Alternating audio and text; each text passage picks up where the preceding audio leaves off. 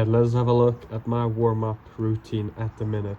I like to come out 15 minutes before the outfield players just to get a bit extra time. I would rather have too much time than too little. Start with some jogging, dynamic movements, stretching. Right after that, we get into some passes, 1 touch, 2 touch. We start at short range and slowly decrease it to a longer one, and eventually we start adding some air to the ball.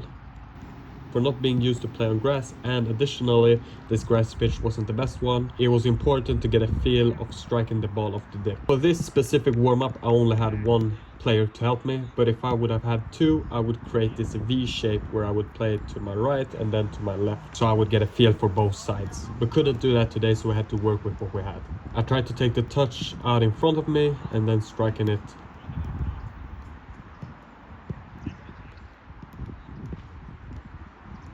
And then we saw that outfield players were going to start their warm-up on that side. So I said, let's move over to this side and do some proper goal kicks, working on a bit longer passes.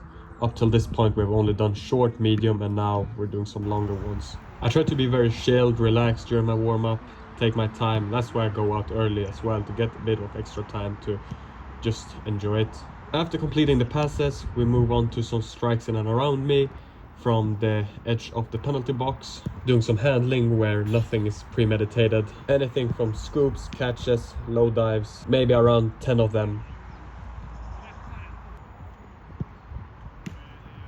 Afterwards, going into some crosses where it's still handling as you're catching the cross, and then we start getting that side volley as well. Sometimes I might add something or take away something. Done a few on my left side and then moving over to the right side. After crossing, we move into some 1v1s where we get 2 players. So they are playing a bounce pass, I'm closing the space and then going for a spread or a 1v1 block. You'll see it better from this angle to get that aggression on the touch. Afterwards, we do almost exactly the same exercise, but we move them back a bit. So now it's not a 1v1 anymore, it's almost like an angled strike. And with this, he can take the touch towards me, or he can take it sideways, to the left, to the right.